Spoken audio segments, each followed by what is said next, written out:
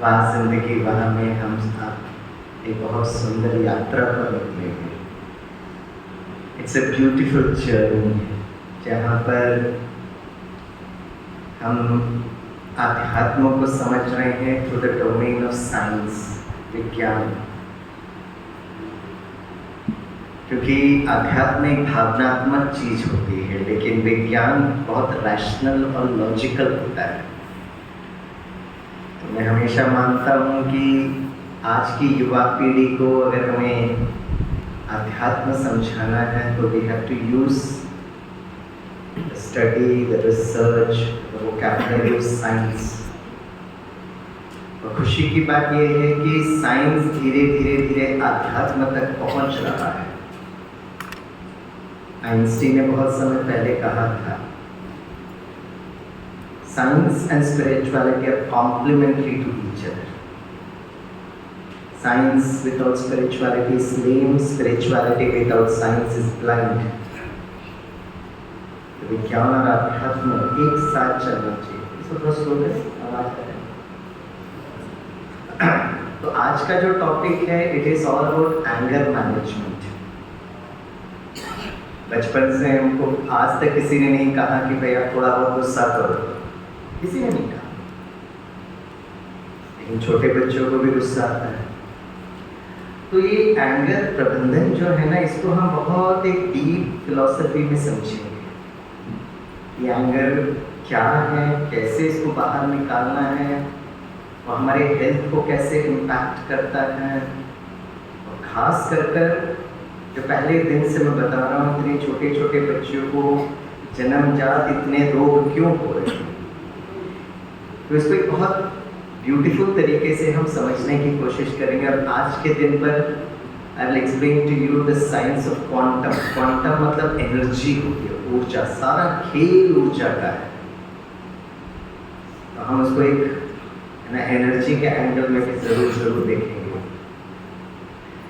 कहानी से शुरू करता हूँ, हमेशा राजा की कहानी, क्योंकि हम यहाँ पे राजयोग सीख रहे हैं। तो एक बार एक बहुत बड़े राजा भारत के भ्रमण के लिए निकले। उन्होंने भारत के बारे में बहुत सुना था। तो भारत में आना, भारत के बहुत सुंदर संस्कृति, सभ्यता, अध्यात्म को जानने के लिए वो राजन जब अपने देश से भारत की तरफ निकले, तो उसकी रानी ने कहा, राजन इस बार कहाँ जा रहे हो? तो राजा ने कहा, मैं भारत जा रहा हूँ। अरे हमने तो भारत के बारे में बहुत सुना है, श्रेष्ठ भारत। तो बताइए आप भारत जा रहे हो तो मेरे लिए गिफ्ट क्या लेकर आओगे? तो रानी ने जब पूछा तो राजा ने कहा, बताइए रानी, आपको भारत से क्या गिफ्ट चाहिए, क्या तोहफा चाहिए? तो रानी ने कहा, राजन, क्योंकि भारत इतना अच्छा अध्यात्म देश है और मुझे पता है कि भारत इज फेमस फॉर इस ऋषि से मुनिस। तो एक ऋषि मुनि को पकड़ के लिया, मैं उसको सामने बिठाकर सत्संग सुनूंगी। तो राजा ने कहा, वेरी गुड चॉइस, बहुत अच्छा। अब राजा भारत में आए, पूरे भारत दर्शन किए, इतना अच्छा लगा, rich heritage, rich culture of Bharat. जब वापस जाने के टाइम हुआ तो अचानक राजा को याद आया, अरे रानी के लिए तोहफा चाहिए। अब राजा ऋषि मुनि को ढूंढने लगे।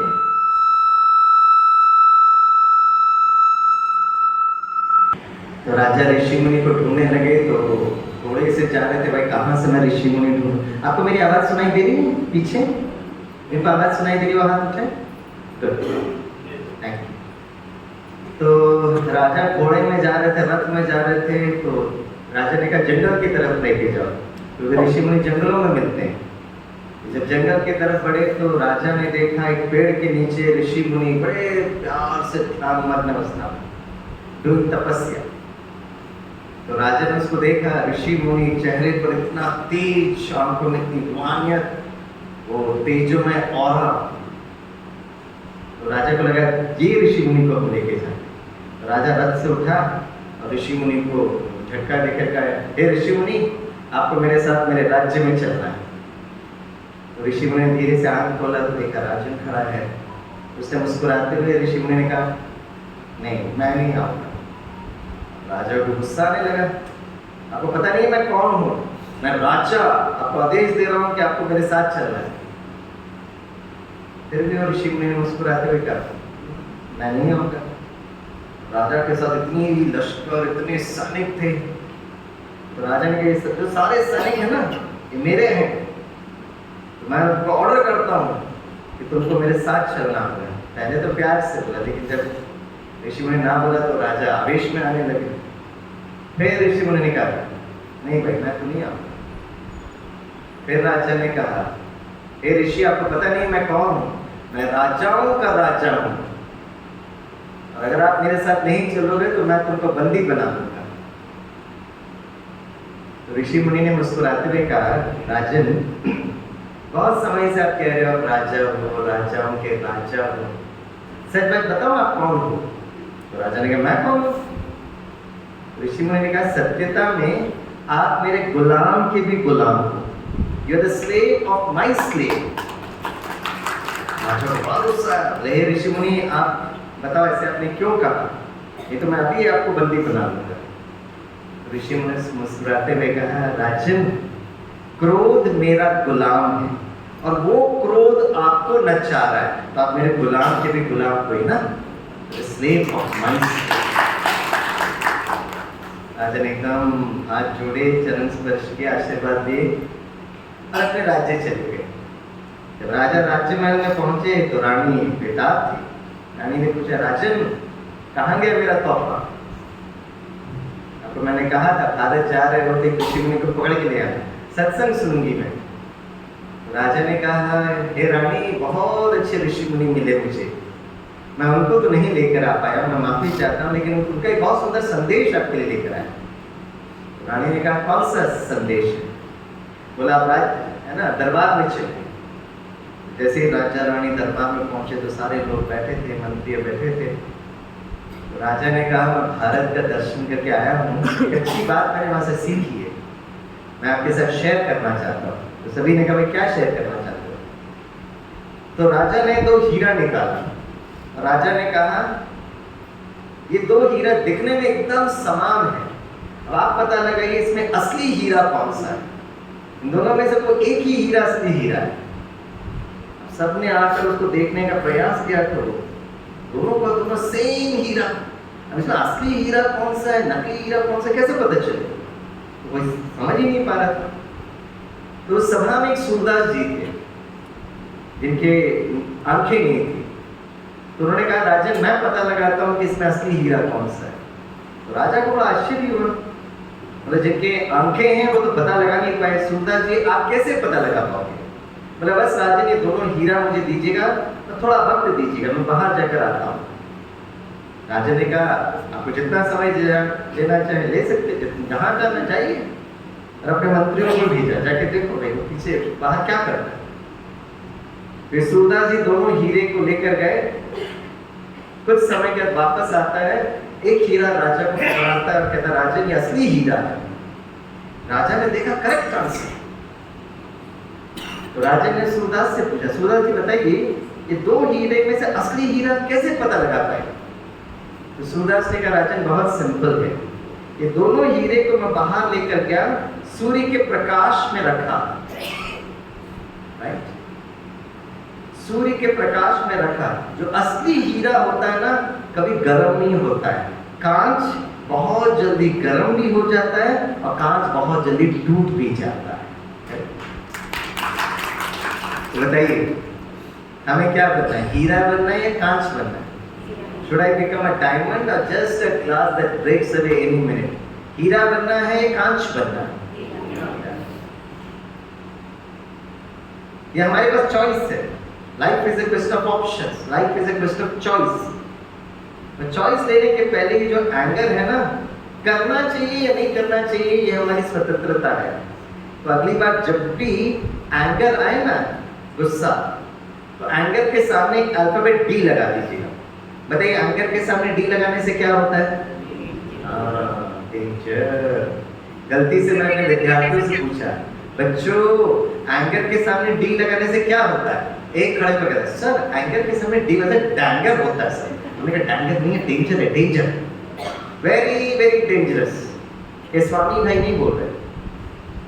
आप में से जो पहला दिन से क्लास अटेंड किए, मैं आपको टाइम पास करने के लिए ये सब लेक्चर नहीं दे रहा हूँ, बट हेल्थ। और ये कहा डॉक्टर कलाम सर ने DRDO के रिसर्च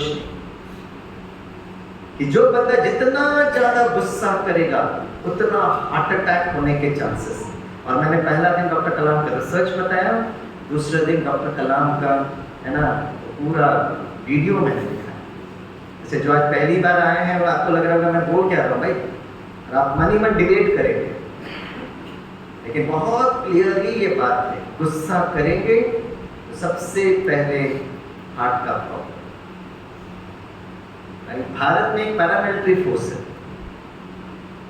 जब भी भूकंप आता है, सुनामी आता है ना, तो वो एक उसका जो पैरामिलिट्री फोर्स का नाम है NDRF। इसका फुल फॉर्म क्या है? National disaster arm force. Fill in the blanks for R. National disaster, tsunami आता है, भूकंप आता है, तो NDRF की टीम को भेजा जाता है। It's a paramilitary force. CRPF, BSF, CISF, इनसे बहुत आर्मी के बहुत सारे लोगों को मिलाकर ये बनाया गया, डेपुटेशन में जाते हैं NDRF। National disaster arm force. ये आर क्या है? Fill in the blanks for R. Rescue. Madam बहुत अच्छा है, आपने उनका काम जरूर बताया, लेकिन अगर हम मुंबई में आकर अमिताभ बच्चन के सामने कौन बनेगा करोड़पति का हॉट सीट पे बैठेंगे ना, तो अमिताभ आपका चेहरा देखकर मुस्कुराएगा, लेकिन आपको 1 करोड़ रुपए नहीं देगा। हाँ, रेस्क्यू तो करते हैं, लेकिन 1 करोड़ रुपए नहीं देंगे। और अगर आपका बच्चा या पोता UPSC सिविल सर्विस लिख रहा है तो उसको मार्क्स भी नहीं मिलेंगे। आप बताइए, what is the full form for R? Rescue. Yes, वो काम वो करते हैं, लेकिन आर का वो फुल फॉर्म रेस्क्यू नहीं है। R relief. वाह भाई साहब, बेंटी के साथ आप भी अमिताभ बच्चन मुस्कुराएंगे, लेकिन एक पैसा नहीं देगा अमिताभ बच्चन। रिलीफ करते हैं, रेस्क्यू करते हैं। Are release. त्रिमूर्ति हो गए, तीनों लोग मुस्कुराएंगे अमिताभ बच्चन।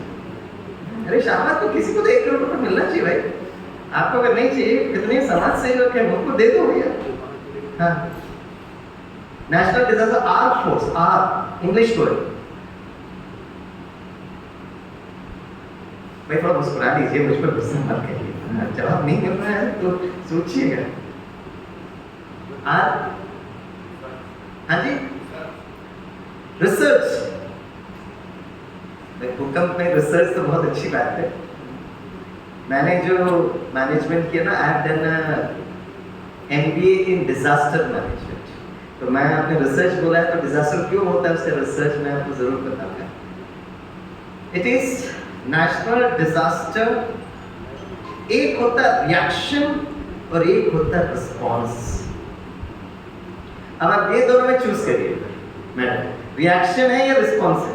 मैंने चलो 4 में से 50-50 कर दिया, 2 में से आप चूज करिए। आप लाइफलाइन को भी यूज कर सकते हैं, है ना। रिएक्शन या response. National disaster reaction force है या नेशनल डिजास्टर रिस्पॉन्स फोर्स है?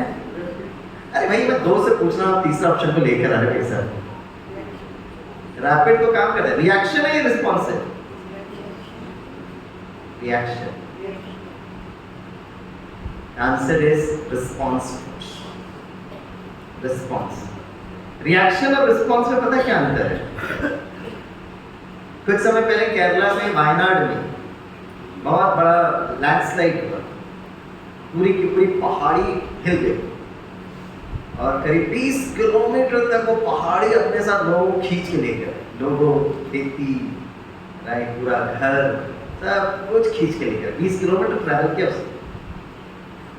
तो जैसे ही वायनाड में, मैं पिछले जुलाई की बात कर रहा हूँ, 2024 जुलाई की कहानी है।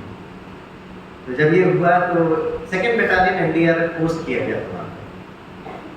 तो जो NDRF फोर्स जो होती है ना, जब वो जाती है तो भाग दौड़ कर नहीं जाती है, वो एनालाइज करती है कि भाई कहाँ प्रॉब्लम है, क्या प्रॉब्लम है, और उस प्रॉब्लम का समाधान के लिए उनके पास सही साधन और अस्त्र शस्त्र होना चाहिए। सिर्फ युद्ध ऐलान करने से कोई विजय नहीं होता है, स्ट्रैटेजी होती है, प्लानिंग होता है। चाहे वो भारत किसी से युद्ध कर रहा है या हमारा हर दिन जो जीवन में जो युद्ध आता है, अगर हमारे पास साधन नहीं है, अगर हमारे पास स्ट्रैटेजी नहीं है, तो हम लोग युद्ध सिर्फ बोलने से नहीं होता है। विजय होने के लिए शांत होकर वो वार रूम में उसकी मैनेजमेंट होती है, कैसे मैनेज करोगे आप। युद्ध वही देश जीतता है जो कितने समय तक अपने रिसोर्सेस का संसाधन को यूज कर सकता है, राइट। बहुत इंपॉर्टेंट वॉर स्ट्रैटेजी होती है। तो जब केरला में जब बाढ़ आया तो सेकेंड बटालियन एनडीआरएफ को पता चला कि ये बाढ़ है और आंधी तूफान हुआ है, तो अब लोगों को बचाने के लिए कौन से अस्त्र शस्त्र चाहिए। लोगों को बचाने के लिए उनको लाइफ बोट चाहिए, लाइफ जैकेट चाहिए, ये सब चाहिए ना, तभी आप लोगों का समाधान कर सकते। अब उन्होंने केरला में इतना अच्छा काम किया कि कुछ समय बाद उत्तर भारत में भूकंप आ गया। भारत सरकार ने कहा कि सेकेंड बटालियन एनडीआरएफ वहां पर भी जाएगी। ये भाग दौड़ कर नहीं जाते वहां, वो पॉज देते, देखते, लाइफ बोट लाइफ जैकेट उनके पास है, वो उठाकर वो भूकंप अगर समाधान करेंगे तो नहीं होगा। अगर भूकंप में लोगों को अगर बचाना है तो आपके पास क्या चाहिए, हेवी अर्थ मूविंग इक्विपमेंट चाहिए, जेसीबी चाहिए, स्टोन कटर चाहिए। तो जब भी कोई डिजास्टर होता है, क्राइसिस होता है, तो आपके पास सही साधन चाहिए, तब विजयी नहीं हो सकते। उसी तरह हमारे जीवन में परिस्थिति जब गुस्सा आ रहा है तो हमारे पास अगर सही रिसोर्स नहीं है तो हम उस प्रॉब्लम को और बहुत बड़ा प्रॉब्लम करके छोड़ देते हैं। ऐसे रिएक्शन मतलब दोनों में ऊर्जा है। Reaction is very negative energy, response is very very clear cut, concise और बहुत स्टेबल एनर्जी है। रिएक्शन फटाक से बिना सोचे बोल रहे हैं, लेकिन रिस्पॉन्स सोच समझ कर। वैसे अगर आप मिलिट्री, पैरामिलिट्री, पुलिस फोर्सेस में जाएंगे तो they have something which is called QRT, quick reaction team, QRT बोलते हैं। वहां पर वर्षों पहले क्यूआरटी बनता है, रिएक्शन टीम, लेकिन अभी रिस्पॉन्स टीम। मैं कुछ समय पहले गोरखपुर में गया था, वहां पे इंडियन एयरफोर्स का बहुत बड़ा बेस है।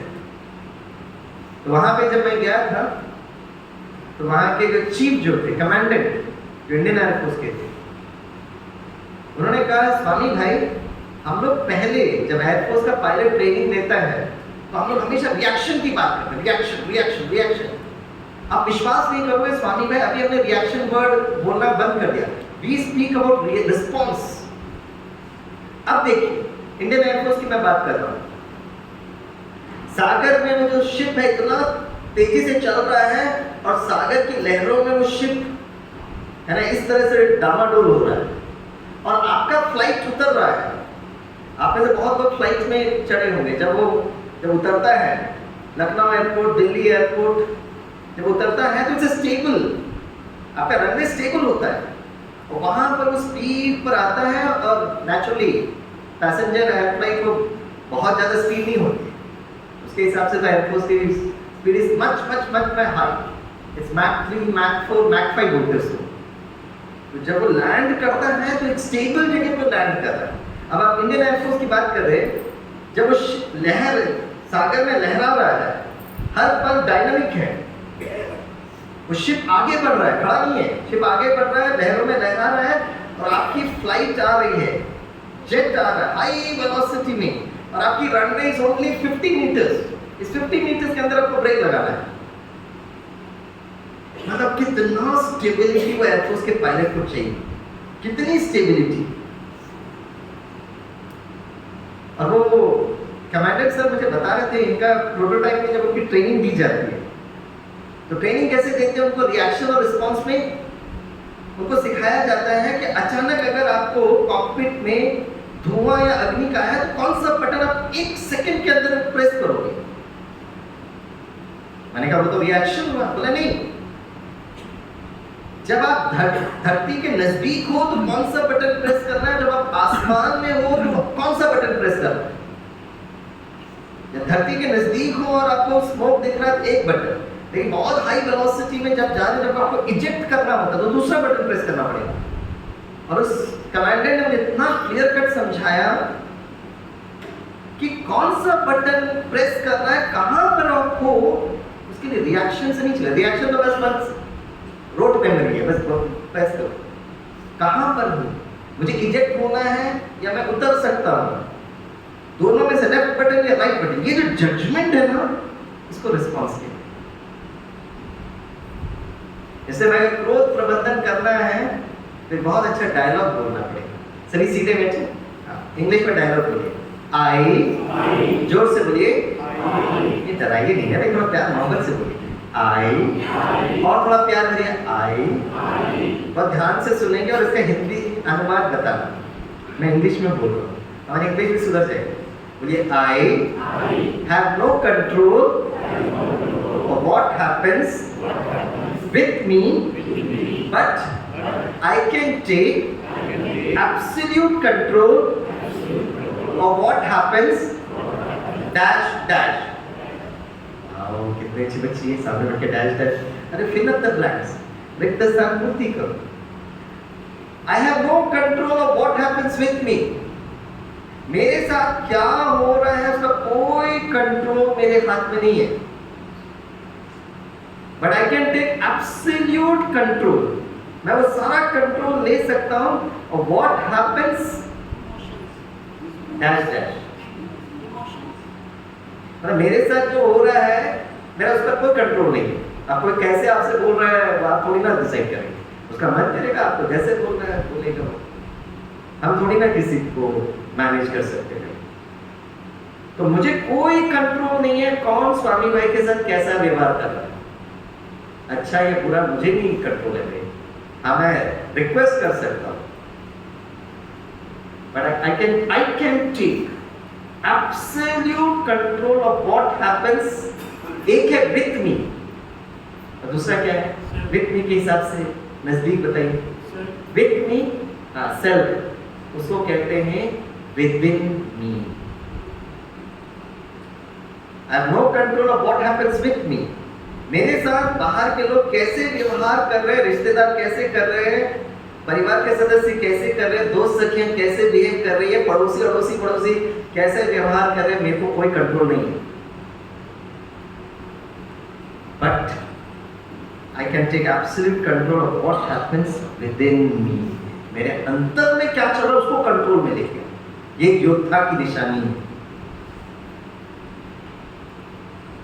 अंतर में स्थिरता। अब प्रश्न उठता है भाई एंगर तो समझ में आया, लेकिन इसका मैनेजमेंट कैसे करें? बहुत सिंपल। जैसे एक दिन आप घर में प्रवेश किए तो आपको कुछ स्मेल आ रहा है, तो कहीं ना कहीं समझ में आ गया शायद चूहे का कहीं डेथ हो गया, उसका स्मेल। अब आपको वो स्मेल को अगर बाहर निकालना है तो आप क्या करोगे? सबसे पहले आप ढूंढोगे कि चूहा कहाँ फंस गया बेचारा, और आपको बहुत ढूंढना पड़ता है, सोफा के नीचे, खटिया के नीचे, कबर्ड के पीछे। स्मेल तो आ रहा है, सब लोग बोल रहे हैं कुछ तो दुर्गंध आ रहा है। एक हफ्ता घर पे थे नहीं, घर पे खोला कुछ दुर्गंध आ रहा है, कहीं ना कहीं चूहा मरा हुआ है। सबसे पहले आपको लोकेट करना पड़ेगा वो चूहा कहाँ पर है। नेचुरली आप स्मेल को, दुर्गंध को देखते देखते फाइनली आपको मिल जाए। आप क्या करते हो? उस चूहे को पकड़कर बाहर निकालते हो, झाड़ू पोछा लगाते हो, डिसइंफेक्ट करते हो, डेटॉल डालते हो, जो भी करते हो, फिर थोड़ा परफ्यूम लगाते हो। 1 घंटे के बाद आपके कोई दोस्त सखी आए, पता ही नहीं चल रहा है कि भाई ऐसा कुछ हुआ। इस तरह से मैनेजमेंट करते हैं ना। उसी तरह अगर मुझे क्रोध आ रहा है तो ये क्रोध कहाँ पर आ रहा है, किसको आ रहा है, क्यों आ रहा है, जब तक आप इसको नहीं पकड़ेंगे आप कैसे करेंगे? इसलिए मैंने 2-3 दिन पहले बोला था हमारी सारी मेमोरीज कहाँ पर हम सेव करते हैं। जैसे मोबाइल होता है, मोबाइल की सारी मेमोरी स्मृतियां वो SD कार्ड या सिम कार्ड में। उसी तरह अगर क्रोध आ रहा है, स्मृति है वो क्रोध, वो कहाँ पे सेव की? सारा मेमोरी कहाँ सेव करते हैं? कहाँ सेव करते हैं? आत्मा में। आत्मा छोटी सी बात, जो दिखता है हमको लगता है, जो नहीं दिखता हमको लगता नहीं है। मेटाफिजिक्स है। ईशान की कहानी हमने 2-3 दिन पहले देखी थी। लोगों को समझना बड़ा मुश्किल होता है, लेकिन आपके बच्चे समझ जाएंगे। थैंक्स टू पेन ड्राइव, छोटू छोटू छोटू छोटू छोटू छोटू छोटू छोटू छोटू छोटू, एक छोटे से चिप में गीगाबाइट्स ऑफ मेमोरी सिस्टम। तो सारी मेमोरीज बिल्ली में सेव की गई, जिसको आत्मा कहते, सोल कहते, रूह कहते, एनर्जी कहते। और आज मैं आपको थोड़ा क्वांटम मैकेनिक्स में लेके जाता हूं। आर्टिफिशियल इंटेलिजेंस क्या है मैं आपको बताता हूं। और छोटे छोटे बच्चे को, 2 महीने के बच्चे को last stage of blood cancer क्यों हो रहा है? मैंने पहला दिन सिलेबस में ये बोला था कि हम देखेंगे, तो आज वो वक्त आ गया। It's a very beautiful day, जहां पर पूरा साइंस के द्वारा हम इसको समझने की कोशिश करेंगे। आर्टिफिशियल इंटेलिजेंस क्या है? बहुत सिंपल है। इट्स मशीन हमारी इमोशंस को समझने लगता है। मैं आपको एक सिंपल सा उदाहरण बताता हूं आर्टिफिशियल इंटेलिजेंस कैसे काम करता है। सपोज हमारे पास रिमोट है और हमारे पास गाड़ी है, हम टक टक करते हैं तो गाड़ी अपने आप बंद होती है, गाड़ी अपने आप खुलती है, लॉक हो जाता है। पहले तो हमारे पास वो चाबी की होती थी, आजकल वो जरूरत नहीं है, हम सबके पास गाड़ी है, टक टक करेंगे हो जाता। आजकल तो ऐसी गाड़ियां हो गई है कि जब तक आप सीट बेल्ट नहीं लगाए पैपे करता रहेगा। अब सीट बेल्ट लगा दिए तो गाड़ी चलती है। आजकल ऐसी गाड़ियां बन गई है, आप जब तक सीट बेल्ट नहीं लगाओगे वो इंजन स्टार्ट ही नहीं होगा, वो नहीं स्टार्ट करेगा। क्योंकि मशीन को हमसे ज्यादा पता है कि भाई आपकी सुरक्षा बहुत जरूरत है, आपका परिवार इंतजार कर रहा है। आप 110 किलोमीटर प्रति घंटे पे जा रहे हो, थोड़ा कुछ आपने सडन ब्रेक कर दिया तो गए आप। सडन ब्रेक किया, सीट बेल्ट नहीं है तो आपका सर हिट करेगा। हमें समझ में नहीं आता, हम 110 किलोमीटर प्रति घंटा चलाते हैं, लेकिन आपको ये पता नहीं कि जैसे ही ब्रेक लगाए गाड़ी तेज चल रही है, आप हिट करोगे। आप जब तक सीट बेल्ट नहीं लगाते हैं वो गाड़ी इंजन स्टार्ट नहीं होती। आजकल ऐसी गाड़ियां आ गई है, फॉरेन में मैंने देखा है, आप लोग में शायद इंडियन मॉडल में भी आया होगा। आप गाड़ी चला रहे हो, कुछ समय के बाद वो खुद ही बोलेगा, नाम लेके बोलेगा, Swami you need rest, you are getting sleepy. कैसे पता चलता? कैमरा है, वो ड्राइवर का चेहरा देख रहे, थोड़ा सा आंखें बंद हो रही है, वो सेंसर में देखेगा, उसका पूरा सॉफ्टवेयर लगा हुआ है और वो बोलेगा you need rest, you need rest. 3 बार बोलेगा, फिर भी आप नहीं करोगे, धीरे से वो गाड़ी बंद हो जाएगी, अब नहीं चला सकते। अब गाड़ी साइड करो, या तो आपको गाड़ी आगे चलाना है तो मुस्कुराते हुए चलाओ, तो बिल्कुल नहीं, आप दूर के झपकी मार के कर रहे हो। These are all artificial intelligence बोलते हैं कि मशीन आपको बता रहा है कि क्या करना चाहिए, कितना प्यार से हमें समझा। यहां तक तो ठीक है। अब मैं आपको लेटेस्ट बता रहा हूं, ये सब आजकल मॉडल्स में। अब अभी एक और मॉडल भी फॉरेन में आ गया है, बड़ा इंटरेस्टिंग है। आप गाड़ी लेकर अपने ऑफिस में आए, आप नीचे गाड़ी उतरे, टक टक किया, गाड़ी बंद हो गई। अब उसको करंट लोकेशन पता है और उसको ये भी पता है इस गाड़ी के डेजिग्नेटेड पार्किंग स्पॉट है करीब 200 मीटर दूर पर। जब आप कॉर्पोरेट में जाते तो हर एक व्यक्ति का एक डेजिग्नेटेड स्पॉट होता है, ये गाड़ी की पार्किंग स्पेस है। तो आप उतरे, आपने टक टक किया, तो उसको करंट लोकेशन पता है, उसको जीपीएस के द्वारा फाइनल लोकेशन पता है। वो गाड़ी धीरे से अपने आप से मैन्यूवर करेगा, कोई सामने आएगा तो रुकेगा, फिर धीरे से आपके डेजिग्नेटेड स्पॉट पे गाड़ी रोक देगा। ये भी आजकल आ गया है, कोई बहुत बड़ी बात नहीं है। कुछ समय पहले मुझे मुंबई में एक सॉफ्टवेयर कंपनी में सेशन के लिए बुलाया गया, तो उनके जो जीएम से मुझसे बात कर रहे थे। मैंने कहा सॉफ्टवेयर कंपनी, सॉफ्टवेयर इंजीनियर्स को क्या सिखाना है? तो उन्होंने कहा हम आपको इसलिए बुला रहे हैं क्योंकि किसी ने आपका रेफरेंस दिया, हम लोग प्लीज हम जो रिसर्च कर रहे हैं उसमें आप थोड़ा मदद कर सकते हैं। मैंने फोन पर समझा कि क्या रिसर्च? मैंने कहा ये सेल का। अब ये जो पुणे के सॉफ्टवेयर इंजीनियर्स फॉरेन कार के मैन्युफैक्चरर्स के लिए सॉफ्टवेयर बना रहे हैं, बड़ा इंटरेस्टिंग सॉफ्टवेयर है, राइट? कौन कौन को सुनने की बड़ी इच्छा है, वो जरा हाथ उठाएं। तो कुछ लोग के चेहरे धीरे धीरे चपकी मार रहे हैं। मैं आपको उठाऊंगा और ये सारे कुर्सी आपके लिए रखा, यहाँ बिठा दूंगा। मशीन की जरूरत नहीं, मैं आपका चेहरा देखकर समझ में आ रहा है, राइट? और आपको मैं सेवा पे लगा दूंगा और आपको भी ढूंढना पड़ेगा और एक दो को उठा के फिर बाजू में बिठा, क्योंकि सबकी बड़ी इच्छा है कि भाई भारत पाकिस्तान पर युद्ध होना चाहिए, सारा रिवेंज लेना चाहिए, बड़े आवेश में आ जाते हैं।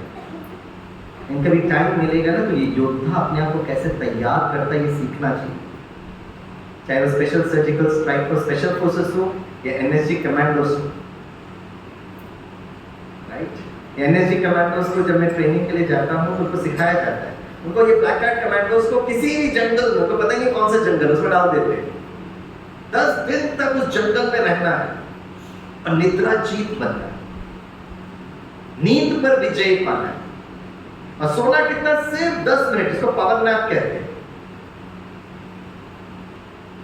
और हम यहाँ पे आराम से बैठे सत्संग फिर उठते हैं, नहीं युद्ध करना चाहिए, 2-3 मिसाइल भेजो। कितना बोलना सहज है भाई, ऐसा नहीं होता है भाई, बहुत तालीम होगी। तो कौन कौन चाहते हैं हमारे सैनिक जो बॉर्डर में निद्राजीत बने, वो जरा हाथ उठाएं। तो शाहबाद के भाई बहने क्या करेंगे? शाहबाद के भाई बहने क्या करेंगे? यहां बैठे तो निद्राजीत बनो। दिस इज क्वांटम मैकेनिक्स, ये ऊर्जा का प्रवाह है, ठीक है। मैं जब वो सॉफ्टवेयर इंजीनियर्स के पास गया तो वो एक बहुत सुंदर सॉफ्टवेयर पर काम कर, बड़ा इंटरेस्टिंग है ये आर्टिफिशियल इंटेलिजेंस ना। आप याद समझकर अपने बच्चों को आर्टिफिशियल एआई बोलते हो उसको। आजकल आपके व्हाट्सएप में भी एआई है, आपके बच्चे आपसे ज्यादा जानते हो। वो क्या काम कर रहे थे? बड़ा इंटरेस्टिंग काम कर रहे थे। वो एक ऐसे कार मैन्युफैक्चरर की सॉफ्टवेयर बना रहे हैं। आप गाड़ी लेकर ऑफिस में आए, टक टक किया, वो जाके पार्किंग कर, यहाँ तक तो हो गया। अब क्या कर रहे हैं? आप 6 घंटा ऑफिस में काम कर रहे हो, 6 घंटे के बाद जैसे आपको संकल्प आया, थॉट आया, अब मुझे घर जाना है, तो जैसे आपने संकल्प किया, आपका संकल्प वो कार को मिलना चाहिए। अब टक टक नहीं करो भाई, आपने थॉट क्रिएट किया, आपके कार को समझ में आना चाहिए। अब जैसे आप लिफ्ट से आ रहे हो, तो जैसे आप लिफ्ट में एंट्री किए, वो कार वहां से स्टार्ट करेगा और वो कैलकुलेट करेगा लिफ्ट ऊपर से नीचे आने तक कितना टाइम लगता है, उसके हिसाब से वो स्पीड को वो सेट करेगा। और जैसे आप लास्ट स्टेप से बाहर निकले, गाड़ी आपके साथ। बाय चांस आपने लिफ्ट का दरवाजा बेल दबाया और अंदर आया, अचानक आपको लगा कि नहीं थोड़ा व्यायाम करना चाहिए, मैं सीढ़ी से चढ़ रहा हूं, बाहर आए और सीढ़ी से उतरे, वो गाड़ी एकदम स्लो हो जाएगी। क्योंकि लिफ्ट में तो उसको जल्दी आना, सीढ़ी से आया तो स्लो। अब ये ऐसा रिसर्च है। अब वो पूछ रहे हैं हमसे, हम वहां पे क्यों गए? वो ये पूछ रहे हैं, ये सोचने वाली सत्ता कौन है? मैं सोच रहा हूं ना कि आप मुझे घर जाना है। Who is the source and timing of my decision? सोचने वाली सत्ता कौन है और टाइमिंग क्या है? चलिए अब मैं आपको आर्टिफिशियल इंटेलिजेंस को लेकर, क्वांटम इंटेलिजेंस को लेकर जाऊं और फिर हम लोग क्रोध पर आएंगे। एक बार आपने समझ लिया ना कि क्रोध कहां बैठा है, उसको आपने समझ लिया, और फिर हम देखेंगे क्रोध प्रबंधन कैसे हम करें। ओके, ये लाइट को ऑफ कर सकते हैं।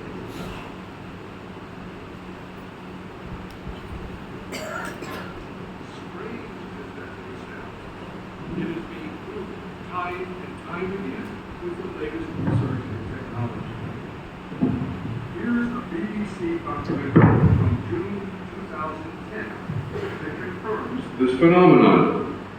I'm in Berlin to take part in an experiment designed to explore the source and timing of light. लेकिन लाइट ऑफ कर सकते कि सामने वाला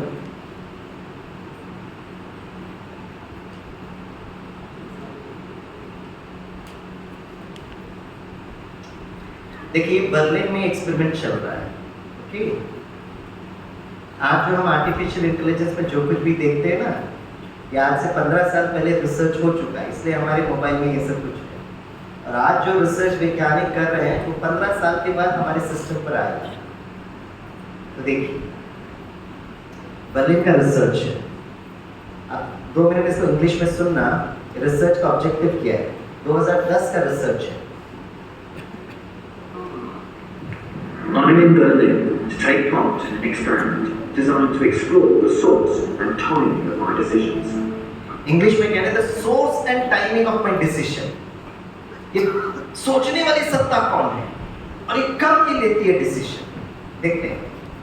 Quite apprehensive because the results could have a profound effect on how I live my life. They will reveal who is in charge of my decisions.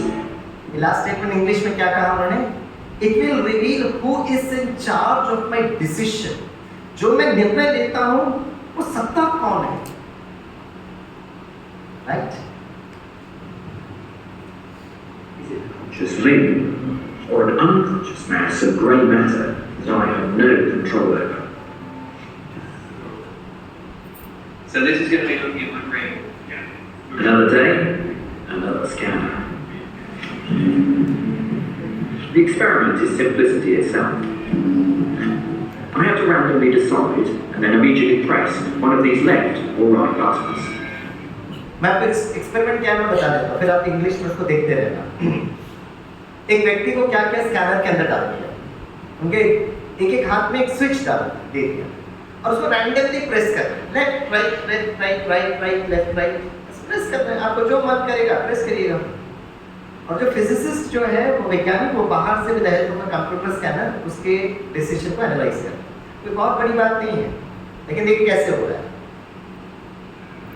At the same time, the scanner system records when my brain made the decision, and the computer when I physically pressed the button.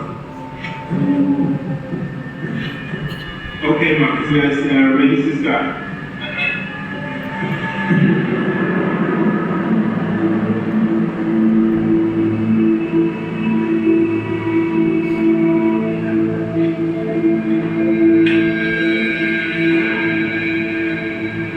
The test didn't take long, and to be honest, it's not terribly exciting.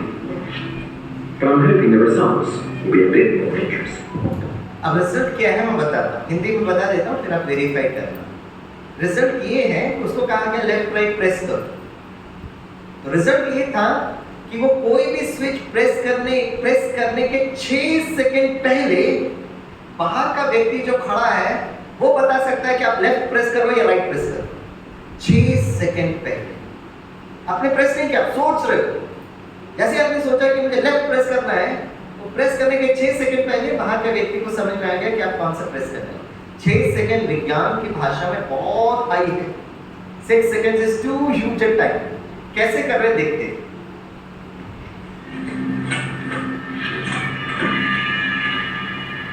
In your case, up to 6 seconds before you make up your mind, we can predict which decision you're going to make. 6 seconds? Absolutely, 6 seconds, yes. 6 seconds? So I was conscious of making a decision to press my right finger down. You're saying that 6 seconds earlier, my brain had already made that decision? Exactly. So here we can show you how we did it. In this region, अब मैंने एक video इसलिए दिखाया, German का वैज्ञानिक बता रहा है और बता रहा है कहां पर डिसीजन लेने की सकता है, प्रकृति के बीच में, हाइपोथैलेमस ग्लैंड और पिट्यूटरी के ग्लैंड के बीच में, जहां चंदन लगाते, तिलक लगाते, बिंदी लगाते, आत्मा का निवास स्थान। जर्मन वैज्ञानिक क्वांटम मैकेनिक्स में बता रहा है कि डिसीजन लेने वाली सत्ता आत्मा है। भारत के लोगों को आत्मा बोलते नहीं, इसकी क्या जरूरत है, हम क्यों समझे भाई भारत की बात।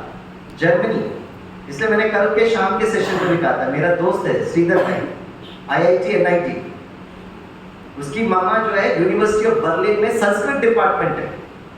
श्रीधर भाई की जो मामा है Sanskrit department university of Berlin के HOD रहे हैं। हमारे भारत के बच्चों को लेकर जाना चाहिए बर्लिन घुमाने के लिए, और बर्लिन में वो यूनिवर्सिटी में जाना चाहिए और वहां का संस्कृत डिपार्टमेंट में जाना चाहिए। हमारे पूरे भारत के शास्त्र वहां पे रखे हुए, और हमको भारत के शास्त्र से एलर्जी होता है। हमको कहते क्या आत्मा परमात्मा बोलते रहते हो। और देखो 2010 में उन्होंने पूरा स्टडी कर, इसलिए Germany is a market leaders for artificial technology, artificial intelligence. तो पूरा दिखा रहे वो 2010 का रिसर्च है। तो कैसे 6 सेकंड होता है मैं आपको बताता हूँ हिंदी में, आप इसको चेक कर सकते हैं। जैसे आत्मा डिसीजन लेती है, सोच रही है आत्मा कि मुझे राइट प्रेस करना है, जैसे ही आपने कहा राइट प्रेस करना है, तो राइट प्रेस करना मतलब राइट हैंड को प्रेस करेंगे। Right hand is managed by the left brain. तो लेफ्ट ब्रेन में सेंसर्स रखे उन्होंने। लेफ्ट, जैसे आपने कहा मुझे राइट प्रेस करना है, सोचा राइट प्रेस करना है, आपका लेफ्ट ब्रेन का बल्ब जल जाता है। और जैसे आपने सोचा लेफ्ट ब्रेन का बल्ब जल गया, वो वैज्ञानिक को दिखता है लेफ्ट ब्रेन का बल्ब जल मतलब राइट प्रेस करने वाला है। बोलता है yes you are going to press right. जब तक वो एनर्जी आत्मा से फ्लो होकर आपके इंडेक्स फिंगर के टिप तक पहुंचती है 6 सेकंड 6 सेकंड्स। देखिए A pattern of brain activity that emerges before you make up your mind that tells us which way you're going to decide. And these blue regions, they get more active when you're going to choose left, and the yellow regions get more active when you're going to choose right. That's a bit frightening. It's sort of this is quantum intelligence. इसलिए सारा जो emotions और memories जो save करते हैं हम, वो आत्मा पे काम करना। अगर हमें क्रोध प्रबंधन करना है तो क्या करना पड़ेगा? हर दिन सुबह उठो, अपना चेहरा दर्पण में देखो, तो तेजोमय प्रकाश को देखो और क्या कहेंगे? सभी बोलिए आई, प्यार से बोलिए आई एम अ, आगे बोलिए I am a twinkle twinkle आत्मा इज अ पावर स्टेशन। ठीक है, तो सारे इमोशंस आत्मा में फील कर रहे हैं। अब क्रोध को मैनेज करने के लिए क्या करना पड़ेगा? क्रोध को देखिए, आत्मा को भारत के शास्त्रों में पुरुष कहा गया है और शरीर प्रकृति। पुरुष का मतलब यहाँ पे स्त्री पुरुष की बात नहीं कर रहे, भले आप चोला स्त्री का, फिर आत्मा को पुरुष ही बताया, ये एक वोकैबुलरी है। तो पुरुष और प्रकृति, तो आत्मा पुरुष है, हमारा शरीर प्रकृति है। ये दोनों का बड़ा कॉम्बिनेशन होता है। पुरुष और प्रकृति के बीच में बड़ा राइट कोऑर्डिनेशन होता है। इसे हार्डवेयर एंड सॉफ्टवेयर दोनों को ठीक रखना बहुत जरूरत है। पहले हार्डवेयर को देखते हैं, राइट। और बहुत इंपॉर्टेंट है जो भोजन हम कर रहे हैं, जैसा अन्न वैसा मन। एक बार मुंबई के एक इंडस्ट्री में हम एक सेशन दे रहे थे, टॉपिक था तनाव प्रबंधन, स्ट्रेस मैनेजमेंट। पूरा एक दिन का सेशन था। हमारे साथ ब्रह्मा कुमारी की बहनें भी थी। तो हम सुबह से लगे हुए थे, मेडिटेशन, ये वो तनाव प्रबंधन, स्टडी, रिसर्च, डॉक्टर कलाम, DRDO, डिफेंस फोर्सेस। अब जो सभा में बैठे थे उन लोगों को मेरे पर बड़ा रहम आ रहा था। लग रहा था कि बाप रे, है ना, क्योंकि ब्रह्मा कुमारी कोई फीस लेती भी नहीं है। अच्छा लगे तो सुनिए, नहीं सुने नहीं अच्छा लगे तो सोच शांति, कोई फर्क नहीं पड़ता। अब वो उनको मेरे पर बड़ा रहम आया। तो एक भाई बीच में खड़े करके, स्वामी भाई आप इतना मेहनत कर रहे हो तनाव प्रबंधन करने का, राइट, बातें अच्छी है, लेकिन आप इतनी मेहनत क्यों करते हो? मेरे पास तनाव प्रबंधन करने का एक बहुत सिंपल मैकेनिज्म है। मैंने कहा क्या करते हो? मतलब बहुत सिंपल है। मैंने कहा भाई क्या करते हो? मतलब बहुत सिंपल है। मैंने कहा क्या करते हो बताओ, मैं इतना सुबह से लगा हुआ। बोला स्वामी भाई सारा तनाव प्रबंधन करने के लिए स्वामी भाई रात को 2 पैक ले लो सर, सारा टेंशन। मैंने कहा वाह। मैंने कहा ये 2 पैक लेने से होता है? स्वामी भाई लेकर तो देखो। मैंने कहा होता क्या? जैसे ही मैं 2 पैक लेता हूँ स्वामी भाई, मुझे अति इंद्रिय आनंद का अनुभव होता है। मैंने कहा वेरी स्वीट। मैंने कहा भाई साहब, राइट, आपने जो बोला मुझे बहुत अच्छा लगा, लेकिन बचपन में मैंने एक कहानी सुनी थी। वो कहानी का अर्थ उस समय समझ में नहीं आया, आज समझ में आया। बोला कौन सी कहानी? आपने भी सुनी होगी। एक छोटी सी बच्ची, घर में चाबी खो गई, चाबी ढूंढते, चाबी मिल नहीं रही है। तो बच्ची क्या करते? बाहर जाकर ढूंढते। बहुत लोग वहां से गुजरते हैं, देखते बच्ची कुछ ढूंढ रही है। बच्ची क्या ढूंढ रहे हो? हमारी चाबी खो गई, मदद कर, मदद। सारे लोग लगता है चाबी नहीं मिलती। एक बूढ़ी दादी जी आती, बच्ची से पूछती, बच्ची आपको याद है आपने चाबी किधर खोई थी? हाँ दादी, वो तो मैं घर में खोई थी। घर में खोई तो बाहर क्यों ढूंढ रहे हो? वो दादी घर में लाइट नहीं है ना, अंधेरा है, बाहर बहुत प्रकाश है, चमक धमक है, इसलिए मैं बाहर ढूंढ। ये बच्ची ना बहुत बुद्धिमान है, वेरी इंटेलिजेंट। और अब बड़ों को एक संदेश दे रही। उनका संदेश पता क्या है? People are looking at the right things, but at the wrong places. हम सही चीज को गलत जगह ढूंढ रहे हैं। मैंने कहा आपको आनंद चाहिए, लेकिन गलत जगह ढूंढ रहे हो। Drink gallons and gallons of liquor and alcohol, नहीं मिलेगा। आनंद यहाँ पर है। हाँ, अंधेरा है, ये बात है, वहां पर आप दिया जलाओ ना, लेकिन आप ढूंढ कहाँ रहे हो? इसीलिए पुरुष और प्रकृति का ध्यान रखना बहुत जरूरी है। शरीर, जैसे कल से हम आपको स्वमान दे रहे हैं, शरीर एक पवित्र मंदिर है, इट्स ए टेम्पल। लोग कहते हैं, अगर आपको कोई ये कहेगा तो क्या जवाब दें? अरे स्वामी भाई, एक बार मैं डी एडिक्शन के लिए प्रोग्राम कर रहा था। अब यूथ तो यूथ होती है, एक खड़े होकर कहता है, Swami sir, smokers also die, non smokers also die. जो स्मोक करेगा वो भी मरता है। अब कितना भी नेचुरोपैथी करो, आयुर्वेद करो, योगा करो, एक दिन स्वामी में आपको लेटना पड़ेगा। कोई भी व्यक्ति हो, कितना बड़ा ऋषि मुनि हो, योगाचार्य हो, एक दिन उसको सीधा लेटना पड़ेगा। हमारे बच्चे हमसे यही बोलते, अरे खाओ पियो मौज करो, छोटा सा दुनिया है, छोटा सा समय है। ऐसे बच्चों को मुझे क्या जवाब देना चाहिए बताइए? अब बच्चे तो बच्चे, बड़े भी सुभान अल्लाह, अरे छोटा सा जीवन है, उस स्वामी भाई को कोई काम नहीं है, होता रहता है। ठीक है, अगर आप मेरे स्टूडेंट्स मुझको ये जवाब दे रहे हैं, छोटा सा जीवन है, खाओ पियो मौज करो, आप भी एक दिन लेटोगे, मैं भी लेटूंगा, ऐसे बच्चों को मुझे क्या जवाब देना चाहिए बताइए? अरे कुछ तो बोलो। हाँ जी, क्या करना है इनर पावर का? स्वामी में जितना भी इनर पावर कर रहे हैं, एक दिन लेटते हैं, एक दिन तो मुझे भी लेटना पड़ेगा ना। इनर पावर करने करके मैं क्या करूंगा? अच्छा, सच्चा सुख। अरे भाई, दो पैक लो, आनंद ही आनंद में है। आप क्या सच्चा सुख की बात करें? हम आनंद की अवस्था में सब कुछ भूल जाते हो।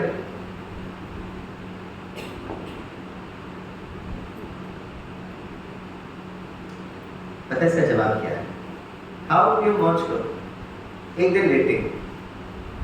लेकिन it is also Newton's third law, action and reaction. कर्मों की कोई गति है, बहुत ध्यान से आप इस बात को सुनिए। हमको लगता है कर्मों की कोई गति, अगर स्वामी भाई आपको सुख देते हैं तो कोई ना कोई जन्म में आप भी मुझे सुख देंगे। जितना समय मैंने सुख दिया उतना समय आप भी मुझे सुख देंगे, ये कार्मिक अकाउंट है। लेकिन आत्मा सबसे ज्यादा जो समय बिताती है वो शरीर से के साथ। आपने कुछ भी खाया, जीभ को बहुत पसंद आ रहा है, लेकिन वो जैसे ही जीभ से नीचे उतरेगा, आपके प्रकृति के 5 तत्व को अगर वो पसंद नहीं आएगा, आत्मा is creating an account with the 5 तत्व ऑफ योर शरीर। जो भी आप खाए, जीभ बहुत अच्छा लगता है, लेकर हमने पिया, वो हमारे पैंक्रियास को क्या डिस्टर्ब करता है उसकी बात नहीं कर रहा, लेकिन उसको बहुत मेहनत लगती है। किडनी को इतना काम करना पड़ता है to flush out the toxins, बहुत मेहनत लगती है भाई किडनी को।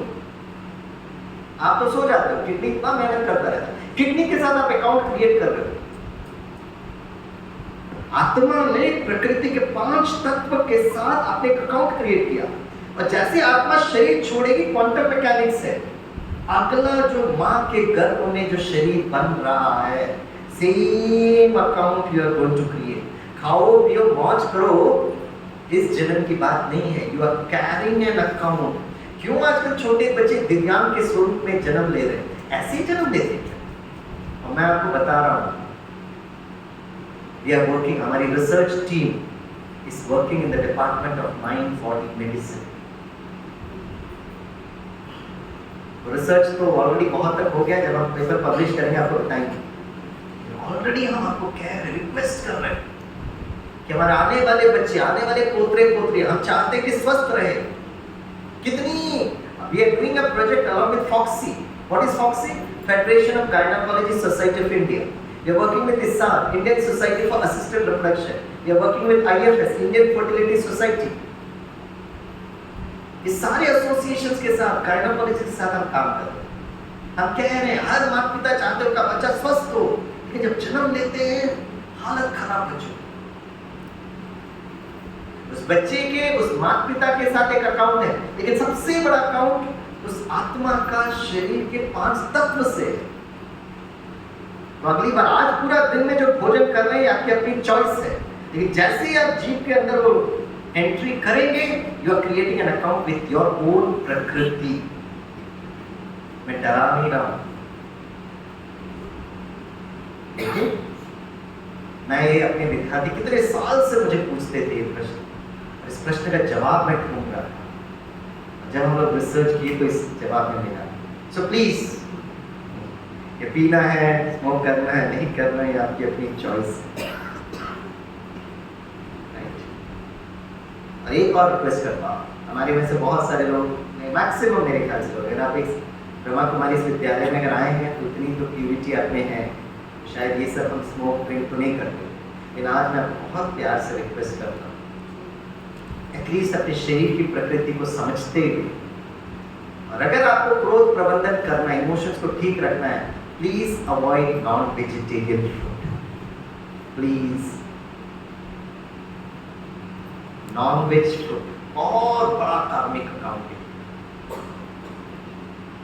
हमारे केरला में एक सिस्टम बना हुआ है, ये शायद हरियाणा में भी होता होगा सब जगह। जब किसी की मृत्यु हो जाती है ना, मृत्यु होने के बाद घर पर भोजन नहीं बनता, किसी तरह बस मैनेजमेंट होता है कि भाई किसी तरह पानी वानी पीकर चलाए।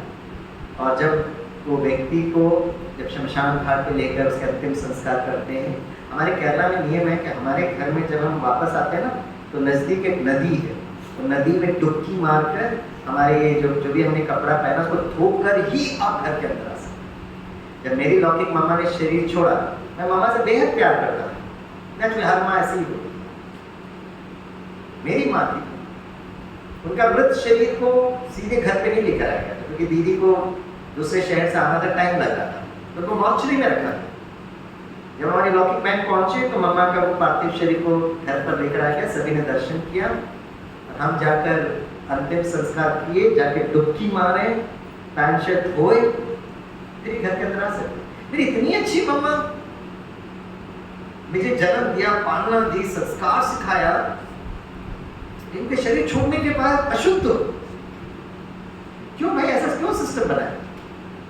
क्योंकि बहुत वर्षों से पीढ़ी दर पीढ़ी चलने वाला ये, क्योंकि जब आत्मा शरीर छोड़ती है तो ये शरीर इतना जल्दी प्यूट्रिफाइड होता है।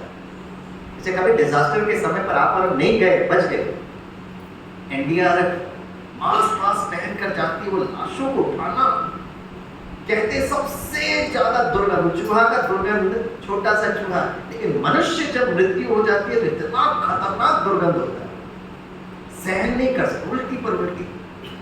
एनडीआरएफ ऐसे प्रकार की ट्रेनिंग दी जाती है।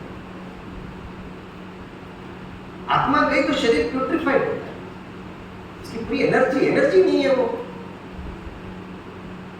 इसलिए प्रथा बनी हुई। और हम क्या करते हैं, किसी जानवर को मारे, जब वो जानवर को मारते हैं ना, वो इतना डर कर रिलीज करता है टॉक्सिन, वो उसके सारे खून में, रक्त में उसमें आ जाता है, वही फैक्टर हम खा रहे हैं, और उसको उठाकर फ्रिज पे रख रहे हैं, उसको उठाकर हम प्रेशर कुकर के अंदर डाल रहे हैं, उसको उठाकर पेट में डाल रहे हैं, बड़ा टेस्टी लग रहा है उसको मिर्च मसाला करके। जैसे एंट्री करेगा हमारे शरीर का 5 तत्व रिएक्ट करता है। हमारा शरीर नॉनवेज के लिए नहीं बना। आप कहेंगे आपको कैसे पता चला? डॉक्टर कलाम एंड डीआरडीओ का रिसर्च क्लियर कट, डॉक्टर कलाम उसमें कहते हैं दिल का ध्यान रखना है, शरीर का ध्यान रखना है तो प्योर वेजिटेरियन। और इस संसार में इतने सारे लोग हैं, sir Albert Einstein, Edison, Benjamin Franklin, Leonardo da Vinci, Pythagoras, Plato, George Bernard Shaw, Leo Tolstoy, Mark Twain, Carl Lewis, Martina Navratilova, Muhammad Ali, Amitabh Bachchan, doctor APJ Abdul Kalam sir, Mahatma Gandhi ji, right, और द्रौपदी मुर्मू जी एंड स्वामी भाई, सब एक चीज कॉमन है। क्या कॉमन है? क्या कॉमन है? अरे बोलिए ना, शर्माइए नहीं। अरे वेजिटेरियन काहे का बात है, बोलना चाहिए ना, ये सब बुद्धिमान लोग हैं। क्या वेजिटेरियन करते हैं सामने? वेजिटेरियन करना कौन सी बड़ी माइंड होता है?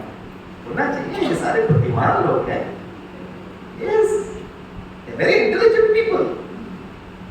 लोग कहते नहीं भाई नॉनवेज खाने से पावर मिलता है, प्रोटीन मिलता है, बहुत अच्छी बात है भाई। इंजीनियरिंग बच्चों को मैं समझा रहा था, मैंने कहा ये जो पावर होता है ना, it is called as HP. HP का फुल फॉर्म क्या है? Horse power. घोड़ा क्या खाता है भाई? चने खाता है। जंगल में सबसे शक्तिशाली जानवर शेर नहीं है, वो तो राजा है। सबसे शक्तिशाली जानवर जो है वो है हाथी। केरला में जब मंदिर में उत्सव होता है, हाथी को मूर्ति जो है, देवी देवता का मूर्ति हाथी के ऊपर रखते हैं और वो हाथी परिक्रमा लगाते हैं। Elephant is the most powerful animal, बड़ा बुद्धिमान होता है। इतना भारी भरकम खाता है प्योर वेजिटेरियन, कैमल, जीरा, सब भारी भरकम। इसे प्लीज आओ पियो, मौज करो, दैट्स योर चॉइस। कभी प्योर वेजिटेरियन फूड से आप प्रेम करना आरंभ करिएगा। हाँ, ये क्या है भाई? जितना हमारे बच्चे खाना आरंभ करेंगे, अब ये सब छोड़ रहे क्या, अब क्या खाना चाहिए होता? हाँ स्वामी ने तो खाना चाहिए होता, नहीं खाना चाहिए छोड़। यस, स्प्राउट्स, दाल, सब चीज जो हमको मिलता है, जो प्रकृति ने हमें दिया, बड़े प्यार से आप खाइए, राइट? यस, सब्जियां, अच्छी तरह से सब्जियां खाइए। And most important, you should eat that food, ऐसा भोजन करना चाहिए जिसमें हाई एनर्जी। सबसे इंपॉर्टेंट है फ्रूट्स, सलाड्स, वेजिटेबल्स। आपका एक ऑर्डर होना चाहिए, फ्रूट्स, वेजिटेबल्स, फ्रूट सलाद, फिर कुक वेजिटेबल्स, फिर दाल, चावल, रोटी, चपाती, फिर उसके बाद ऑर्डर है। जितना ज्यादा हाई एनर्जी फूड, लोग कहते हैं स्वामी भाई आजकल ना फ्रूट्स में बहुत कुछ इंजेक्शन लगा देते हैं, जिससे डरते हैं लोग, तो क्या करें? बहुत सिंपल सी बात है। हमने डॉक्टर विमल मोदी से पूछा। डॉक्टर विमल मोदी मेरे नेचुरोपैथी के गुरु हैं, खुद एलोपैथी डॉक्टर हैं, इज एमबीबीएस एमडी। पापा विठल दास मोदी जी बापूजी के समय के थे, उन्होंने गोरखपुर में एक आरोग्य मंदिर खोल के रखा। तो जब मैं वहां पे कोर्स कर रहा था, मैंने डॉक्टर विमल मोदी से प्रश्न पूछा, तो डॉक्टर विमल मोदी जी मुस्कुराते हुए कहा, स्वामीनाथन, समाज में इतने सारे लोग हैं स्मोकिंग करते रहते, ड्रिंकिंग करते रहते, गुटखा खाते, फिर भी 60-70 वर्ष तक जी लेते। क्यों जीते पता है? हमारे शरीर की अपनी एक प्राकृतिक बुद्धिमत्ता है, उसको नेचुरल इंटेलिजेंस कहते हैं। आपने गुटखा खाया, ड्रिंकिंग किया, स्मोकिंग किया, तो फ्लश आउट करता है टॉक्सिन। उसको मेहनत बहुत लगती है, कार्बनिक अकाउंट बनता है, लेकिन वो 60 वर्ष तक फेंकता है। वो शरीर की अपनी बुद्धिमत्ता है, शरीर की ताकत है। अगर वो जब आप पॉइजन खा रहे हो और शरीर आपको 60 वर्ष तक खींच के लेके जा रहा है, तो अगर फल फूल में अगर थोड़ा टॉक्सिन्स डाल भी दिए, आपकी शरीर की अपनी इंटेलिजेंस है और उसका ठीक करके खाना। अगर एप्पल खा रहे हो, आपको लग रहा है वैक्स है उसमें, उसका छिलका निकालो। आम का सीजन, आपको लग रहा है आम में वो क्या क्या डालकर उसको पकाते हैं, यूट्यूब में देखते रहते, डरते रहते, आप आम को थोड़ा समय पानी में भिगो के रखें। हर एक का समाधान है, ये पहले समाधान यहाँ ढूंढना, वर्कआउट हियर। एक गलत को ठीक करने के लिए दूसरा गलती नहीं करेगा, भोजन। और अगर आपको लगता है शाहबाद की गर्मी बढ़ रही है, 10 साल पहले की गर्मी और आज की गर्मी, if you are concerned with environmental and global warming, तो एक मैं रिसर्च बताता हूँ, the research led by scientists in the Food and Agriculture Organisation of the United Nation, और वो क्लियर कट कहता है, intergovernment panel for combating climate change, IPCC, 2 बार नोबेल पीस प्राइज मिला आईपीसीसी को। उसका रिपोर्ट कहता है हफ्ते में अगर आप 5 दिन नॉनवेज खा रहे हो, 5 दिन के बदले आपने एक दिन अगर नॉनवेज को रोका, 4 दिन आपने वेजिटेरियन फूड खाया, तो आप इस गर्मी को ओजोन लेयर डिप्लेशन के लिए आप मदद करो। उसका डायलॉग मैं यहाँ लिख के दिया, मैं उसको एक्सप्लेन नहीं करूँगा, लिखा हुआ है। इतना ज्यादा नाइट्रस ऑक्साइड मीथेन रिलीज करता है फार्मिंग, अंदाज ही नहीं है। जो आपको मुर्गियां दिखते हैं ना, बहुत से आज मैं आपसे रिक्वेस्ट करता हूँ, क्रोध प्रबंधन करने के लिए शरीर से स्टार्ट है। जितनी भी बहनें माताएं हैं ना, आज आप घर में जाएंगे किचन में, बहुत खुशी से भोजन, बिल्कुल गुस्सा नहीं, मेरा जीवन है कि जिंदगी भर में भोजन बनाते हो, भोजन में शक्ति है। भाई लोग, मैं आपको रिक्वेस्ट करता हूँ, भोजन करते वक्त, कल भी दीदी कह रहे थे, भोजन करते वक्त मोबाइल से दूर रहे प्लीज। 15-20 मिनट लगता है भोजन करने, तो बहुत प्यार से दृष्टि दे, परमात्मा को याद करे, thank God for this bread and butter. बचपन में हमको टीचर सिखाती थी, it is very very important. एक तो है हार्डवेयर का, ब्रह्मा कुमारी से मैं 30 वर्ष पहले आया तो हमने कहा भोजन सात्विक होना चाहिए। जब आप यहाँ से बाहर निकलेंगे तो आपकी सखी कहेगी ब्रह्मा कुमारी से बिल्कुल नहीं जाना भाई, क्यों नहीं जाना? वहां कांदा लहसुन को मना कर दे। आपकी सखी कितनी बुद्धिमान है ना, और आप उससे भी बड़े बुद्धिमान। सखी की बात सुन लेते हो, विज्ञान को नहीं समझते। कांदा लहसुन खाना चाहिए नहीं खाना चाहिए या आपकी स्वतंत्रता है, लेकिन ब्रह्मा कुमारी इस विद्यालय में अन्य गार्लिक यूज नहीं किया जाता। अगर आप फूड पिरामिड देखेंगे, अमेरिकन आर्मी ने रिलीज किया उनका फूड पिरामिड। उनका फूड पिरामिड में कहते हैं अगर आपको शक्ति चाहिए तो अवॉइड अनियन एंड गार्लिक। हमारे मंदिर में जितना भी भोग बनता है, चाहे मंदिर हो चाहे कहीं पर भी हो, आप अनियन गार्लिक को यूज नहीं कर सकते। राइट? अनियन, ये जो कांदा है, कहां से ये प्रोडक्शन स्टार्ट हुआ था, इसका अगर आप इतिहास देखेंगे आपको इतिहास समझ में आएगा। मैं उस इतिहास पर नहीं जाता, लेकिन मैं डॉक्टर की बात बताता हूँ। कुछ समय पहले महाराष्ट्र में स्वाइन फ्लू आ गया था और सारे लोगों को इफेक्ट कर रहा था स्वाइन फ्लू। और मैं डॉक्टर का नाम लेना चाहता हूँ, he is the first cardiologist of Navi Mumbai, doctor Ratan Rathore, MBBS DM cardiology. तो एक सेशन ले रहे थे और सेशन में उन्होंने अनुभव सुनाया। अगर आपको डॉक्टर रतन राठौर से बात करना है तो आई हैव हिज नंबर, आप कॉल करके पता लगा। तो उन्होंने अनुभव सुनाया कि महाराष्ट्र सरकार ने सभी डॉक्टर्स को कहा गांव-गांव में जाके पता लगाइए और उनको हेल्प करिए। एक गांव में पहुंचे तो सारा का सारा गांव स्वाइन फ्लू से इन्फेक्टेड। एक परिवार, हर परिवार में जाके पूछ रहे थे उनको जो मदद चाहिए।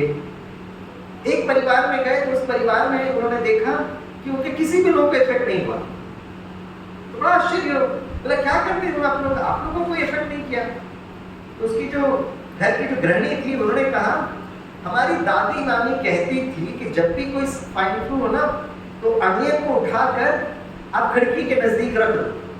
मैं हर दिन करते उसको देख देती हूँ। तो डॉक्टर रतन राठौर ने कहा हम वो अनियन फेंका हुआ देख सकते हो ना, वो पड़ा हुआ है। उन्होंने अपने लोगों को कहा इसको उठाओ लेबोरेटरी में इसको चेक करो। और जब लेबोरेटरी में लेकर चेक किया, सारा स्वाइन फ्लू का जो माइक्रोब जर्म्स बैक्टीरिया है वो इस कांदे के अंदर। जब डॉक्टर रतन राठौर ये बता रहे थे मुझे अपने बचपन के दिन याद आए। जब हम स्कूल में एग्जाम लिखने जाते थे तो एग्जाम अक्सर अप्रैल मई में होता था। मैं जबलपुर मध्य प्रदेश में पढ़ता था, साइकिल चलाकर हम जाते थे। इतनी गर्मी इतनी लू पड़ती थी। आज भी मुझे याद है मैं जब मामा के पास जाता था अपने चरण स्पर्श करने के लिए, तो मामा आशीर्वाद में पता क्या करती थी, तो 2-3 वो अनियन का पीस मेरे जेब में डालती थी। बोला जब तक वापस नहीं आएगा ना, लेकिन मामा स्मेल आता है। बोला स्वाइन फ्लू से नहीं, लू से बचा है। बचपन में मेरी माँ ये करती थी। आप में से कितने लोगों को इस बात का अनुभव है? मुझे नहीं पता। ऐसा बात था। लोग कहते हैं स्वामी में गार्लिक जो है ना मेडिसिन है। आयुर्वेद में garlic is a medicine, 100% medicine. और गार्लिक को क्या कहते हैं? लहसुन। इतना wonderful medicine, it is used for cancer prevention. कभी टाइम मिलेगा ना तो किसी कैंसर हॉस्पिटल में जाना, किसी बंदे को जब कीमोथेरेपी दिया जाता है ना, सेम कीमोथेरेपी का इफेक्ट गार्लिक में, लहसुन। लेकिन जब भी आप किसी डॉक्टर के पास जाएंगे ना, आपको 3 दिन का डोज देंगे, 5 दिन का डोज देंगे। ऐसा कोई डॉक्टर मिला जो कहता है जिंदगी भर खाते रहो? नहीं, उसका एक प्रिस्क्राइब लिमिट होता है। और हम गार्लिक मेडिसिन है, बहुत स्ट्रॉन्ग मेडिसिन है, हर दिन मेडिसिन को खा रहे हैं और बड़ा मुस्कुराते हुए सखियों को अपना ज्ञान बांटते रहते हैं। अनियन गार्लिक यूज करना है नहीं करना है ये आपकी स्वतंत्रता है, लेकिन अगर आपने अपने भोजन में बनाया, आप किसी के नजदीक मत जाइएगा। इतना दुर्गंध देता है, smell is a very very toxic pungent. इसलिए जब आप अनियन को काटते हो ना, शरीर रिएक्ट करता है, आंखों से आंसू बहते हैं, वो रिएक्ट कर रहा है, बोल रहा है कि no this is not meant, बोल रहा है, लेकिन हम समझ नहीं रहे।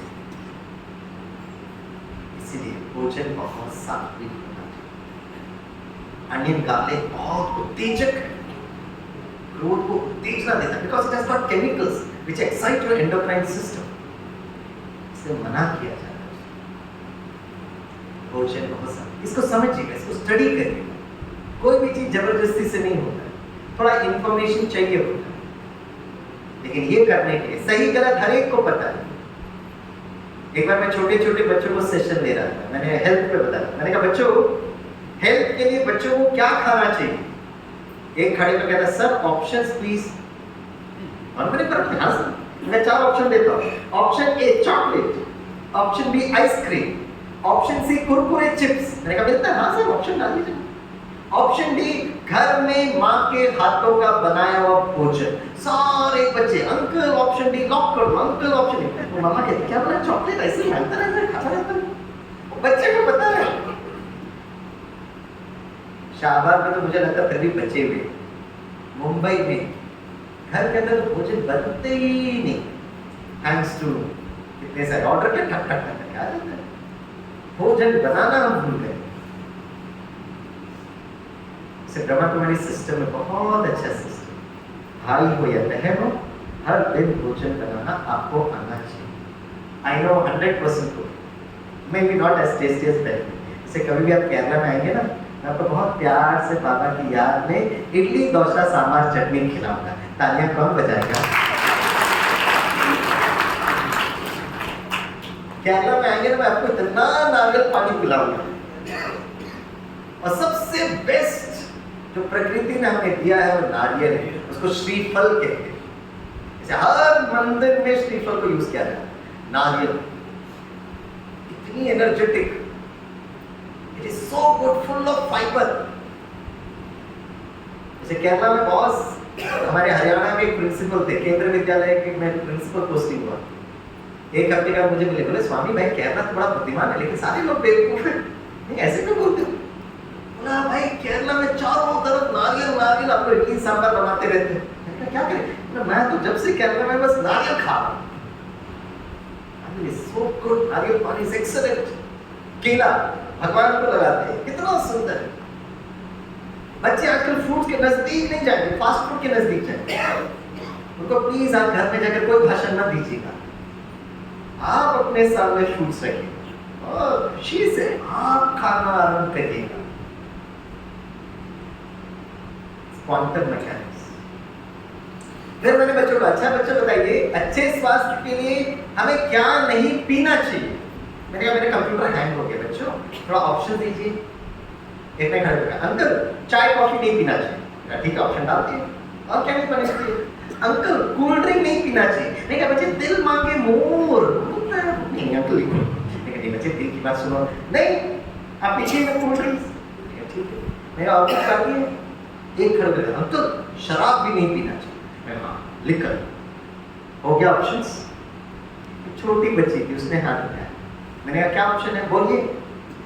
चाय कॉफी हो गया, कोल्ड ड्रिंक हो गया, शराब का क्या बात है?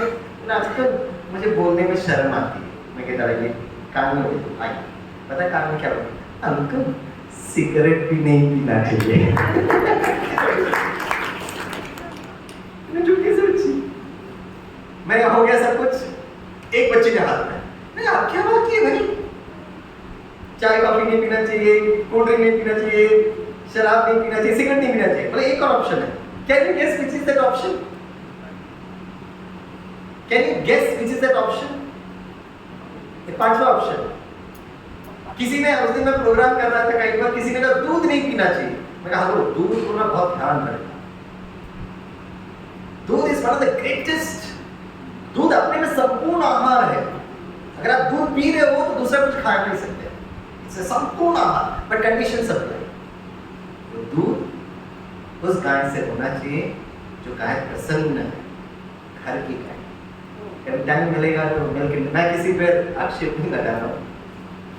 दूध पुराने जमाने में घर पे है ना, गाय को बहुत प्यार से पालते थे, वो दूध इज ओके, ठीक। और क्या नहीं पीना चाहिए बताइए? हाँ जी क्या?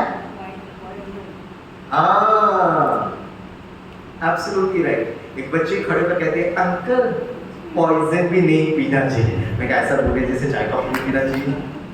कितने सब लोग यूज कर, मैंने पता एग्जाम्पल क्यों दिया? हर छोटे बच्चे को पता है सही क्या है गलत क्या है, लेकिन सही रास्ते पर चलने की शक्ति चाहिए, पावर। आत्मा के अंदर पावर करना चाहिए, सही है ये गलत है, सारी दुनिया कुछ भी बोले, और अपने को एक्सपेरिमेंट करो ना। 21 दिन प्योर वेजिटेरियन फूड में रह कर देखो, आपका शरीर इतना हल्का फुल्का, इतनी अच्छी नींद आएगी, आपका वेट बैलेंस हो जाने लगे। कुछ लोगों का जेनेटिक वेट होता है, कुछ लोगों का वेट, आप माता पिता दुबले पतले होते हैं, बच्चे 20 हो जाते हैं। हर एक अपना एक बॉडी मास इंडेक्स होता है, जेनेटिक कैरेक्टरिस्टिक्स होते हैं। ऐसे नहीं कि हर जाड़ा व्यक्ति जाड़ा है, नहीं, उसके माता पिता में वही जेनेटिक में है। So there are so many factors, but obesity is a very major challenge. से आत्मा का शक्ति, and that is राजयोग, ठीक है? Yes. तो मैंने उस दिन 7 वस्तु बताए थे, और मैंने आपको बताया था इस आत्मा का बल भरने के लिए शक्ति चाहिए। तो एकाग्रता क्या है? सभी मेरे साथ बोलो। जब मेरा मन और मेरी बुद्धि एक साथ काम करती है और वहां टिकती है, जहां मैं आत्मा चाहूं, उसको एकाग्रता कहते हैं। जहां मैं आत्मा चाहूं, मन अर्थात संकल्प और भावनाएं, बुद्धि अर्थात चित्र, इमेजेस। बच्चों की भाषा में मन इज ऑडियो, बुद्धि इज वीडियो। तो उस दिन मैंने 7 वस्तु बताए थे, कुछ एक वस्तु याद है? तब एक काम करते हैं, मैं जो बोलूंगा वो ध्वनि आपके मन तक पहुंचेगी, आपकी बुद्धि चित्र बनाएगी, और एक चित्र के दूसरे चित्र के साथ हम योग करेंगे, ठीक है? आज हम यहाँ करके अंत करेंगे। कल के सेशन में हम देखेंगे, इसको आगे बढ़ाते हुए, ये 7 वस्तुओं को याद करना को प्रबंधन के बीच में क्या कनेक्शन है? कुछ तो कनेक्शन होगा ना। Topic is anchor management. चलो, शरीर की प्रकृति को ध्यान रखना, ये समझ गया। आत्मा की प्रकृति को ठीक करने के ये 7 वस्तु बहुत जरूरी है। आपने चूहे को उठाकर फेंक तो दिया, लेकिन उससे वो दुर्गंध नहीं जाएगा, उसको साफ करना पड़ेगा। सारा क्रोध आत्मा के अंदर है। अगर आत्मा का वो इमोशंस को बाहर निकालना है तो कुछ भरना पड़ेगा, इसमें ये 7 वस्तु। कल मैं फिर से आपके क्वांटम मैकेनिक्स में बताऊंगा, हम चाहते हुए भी हमारे संस्कार क्यों नहीं चेंज हो रहे। कोई नहीं चाहते सब कि भाई मैं गुस्सा करूं, डर भय, ये क्यों नहीं चेंज हो रहा, वो कल का सेशन होगा। लेकिन अभी हम देख लेते हैं, राइट? एक दिन हम सभी जामुन के खेती में गए, बहुत जामुन खाया। जामुन खाने के बाद हम सब ने पतंग उड़ाया। पतंग उड़ते उड़ते आसमान में टिक गया। आसमान में बहुत सारे पंछियां उड़ रहे थे। पंछियां उड़ते उड़ते फूलों के बगीचे में पहुंचे। फूलों के बगीचे में एक छोटा सा बच्चा बैठा था और उनके मस्तक पर तिलक था। ये 7 वस्तु पहले दूसरा दिन में हमने बताया। चलो अब इसको रिमाइंड करते हैं। कौन से खेती में गए? थोड़ा जोर से बोलिए। क्या उड़ाया? पतंग उड़ते उड़ते कहाँ टिका? आसमान में कौन उड़ रहे थे? सारे पंछी कहाँ पहुंचे? बगीचे में। कौन बैठा था? मस्तक में क्या था? जब मैं कहूँगा 1 तो आप कहेंगे जामुन। 1, जोर से बोलिए। 2, 3, 4, 5, बगीचा। 6, 7, सभी अपना हाथ ऐसे रखिए, शर्माइए, हाथ ऊपर लेकर जाइए और अपनी पीठ को थपथपाओ। शाबाश शाबाश, very good memory, very good memory. जब पहले दिन 7 वस्तु बताया मैं देख रहा था, बहुत सारे भाई बहन इसको रट रहे थे, जामुन जामुन जामुन जामुन जामुन पतंग जामुन जामुन पतंग आसमान, ऐसे याद होता। और माँ बाप अपने बच्चों को ऐसी इंस्ट्रक्शन देती, जोर से पढ़, जोर से पढ़, इतनी जोर से पढ़ तेरी आवाज हमें किचन तक सुनाई देनी चाहिए। वो बच्चा चीखता है, मम्मा एकदम आनंद में, चिल्लाना नहीं है, शांत रहना। अब एक लास्ट मैं आपको एक्सरसाइज बताकर अंत करूंगा, ठीक है? देखिए, आपको चित्र दिखा रहा है, लाइट ऑफ कर सकते हैं? ओके। सबसे पहला जामुन, जामुन को लोकेट करिएगा यहाँ पर, दिखाई दिया जामुन? हाँ जी बोलिए। Very good, very sweet audience. पतंग दिख रहा है? आसमान, पंछियां, पंछियों को ढूंढो। हाँ है दीदी, सो नाइस। फूलों का बगीचा, छोटा सा बच्चा, तिलक है। अब देखते हैं आपकी एकाग्रता। इस चित्र जो हमने बताया उसमें कितने पंछियां थे?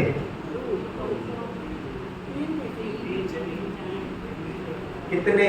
अरे ऊपर नीचे कहीं पे बैठे, पेड़ पे बैठे हुए, कहीं पे बैठे हुए, कितने पंछियां थे? अब ये बहनें कहते दो, आप कहते तीन, बहन कहते दो, भाई कहते तीन। अब डिसाइड करो ना, दो या तीन। अब देखो बहनें भी दो में आ गए, बहनें दो, भाई तीन। एक काम करते हैं, हम फिर से आपको चित्र दिखाएंगे। हाँ, आप खुश हो गए। अब आप एकाग्र हो गए, जाओ को साइड, पतंग साइड, पंछी को ढूंढो। वेरी स्वीट ऑडियंस, ठीक है? आप ढूंढना, बहनें आप भी ढूंढना, भाई लोग आप भी ढूंढना, फिर एक बार डिसाइड करेंगे दो या तीन, ठीक है? Very sweet. अब देखिए ऊपर नीचे, पेड़ में, पेड़ के आजू बाजू, आसमान में,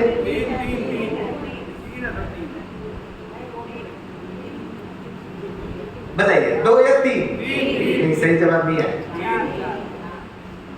सही जवाब आई? अरे एक कहां से भाई? ओ भाई साहब, बहन सामने बैठी, एक किस हिसाब से एक? अरे दो नकली असली यार, मेरा ड्राइंग कैसे, क्या बात कर रहे हो? ये नकली असली में चलेगा?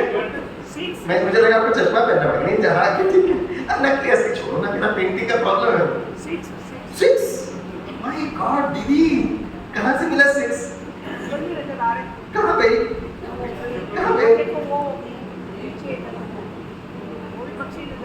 अरे वो पक्षी है, कहाँ से वो आप डिसाइड करो। अभी देखो दो या तीन? अभी तक सही जवाब नहीं है। अच्छा एक काम करते, मैं जवाब देता हूँ, लेकिन एक कंडीशन पे दूंगा।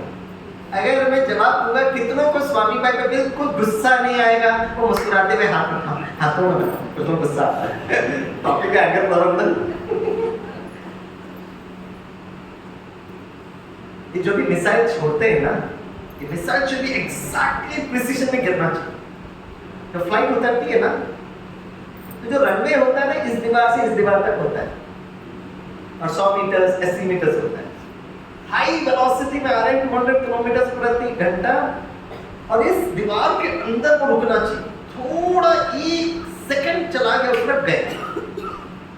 इस प्रिसिशन, एक्यूरेसी, युद्ध में एक्यूरेसी चाहिए। थोड़ा इधर उधर हो गया, सिविलियन गए। फिर यूनाइटेड नेशन में जवाब देते हो, जो देश हमें सपोर्ट कर रहे हैं वो कहेंगे नहीं, अब हम सपोर्ट नहीं करें। बहुत स्ट्रैटेजी होती है कि सिविलियंस को आप नहीं मार सकते, भले कितने भी अच्छे हो, राइट टू रॉन्ग, नकली असली नहीं देखते। Civilians should be safe for. अब मैं आपको जवाब देता हूँ, गुस्सा मत कर। सही जवाब पता क्या है? यहाँ जो बैठे ना पिता मम्मा, उसका छोटू यहाँ नीचे है ना। महाराष्ट्र में जब भी बस में जाते हैं, ट्रेन में जाते हैं ना, तो बच्चे को हाफ टिकट लगता है। तो टोटल कितने हैं? 1 + 1 2, 2 + 1 half Chhotu. The correct answer is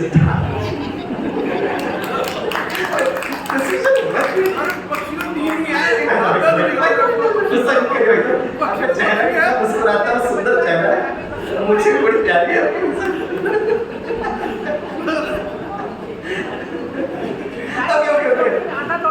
अरे दीदी, तीन तो तीन, अरे वाला तीन।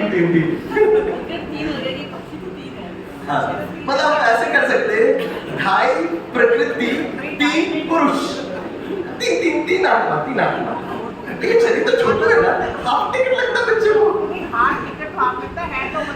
अरे तीन तो दीदी, अभी मेरे विजय पड़ गया हमारे। अच्छा काम करिए, फिर से देखिए, फिर से गिनती। अब हम ये ढाई वाला नहीं काम करेंगे। स्वामी भाई कितने एग्जाम में गिनने का टाइम लगेगा, पूछने वाले नहीं है वो। स्वामी कैसे फूल गिने, हम पूछने वाले नहीं है। क्या पूछने वाले, देखते रहो। अच्छा आसमान में क्या क्या था? हाँ जी सर, इंद्रधनुष था, करेक्ट आंसर। और क्या था? पतंग था। और क्या था? कोई बात नहीं, फिर से देखिए आसमान, देखिए बताइए। पतंग था, इंद्रधनुष था, क्या था? शायद आपकी स्क्रीन में इतना दिखाई नहीं दे रहा, लेकिन दिखाई दे रहा है।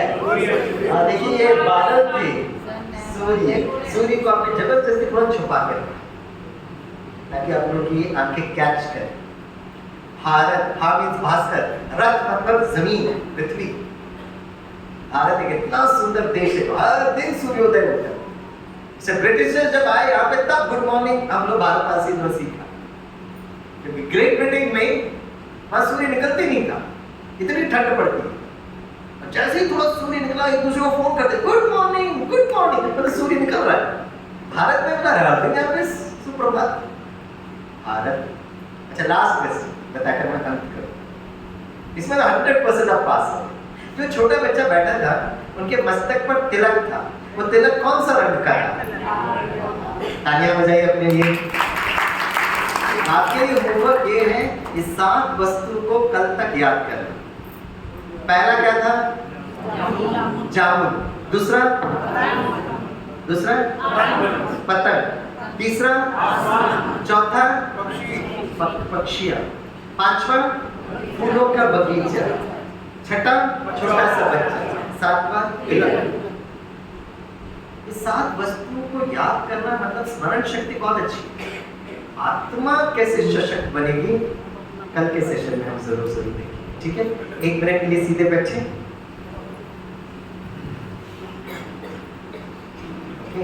अब धीरे से अपनी आंखें बंद करें और जो मैं दृश्य बोलूंगा, ध्वनि बोलूंगा, वो आपकी बुद्धि में पहुंचेगी, उसका चित्र और यही 7 वस्तुओं को आप लेके जाना और कहीं हम दूसरा चित्र आपको दे नहीं।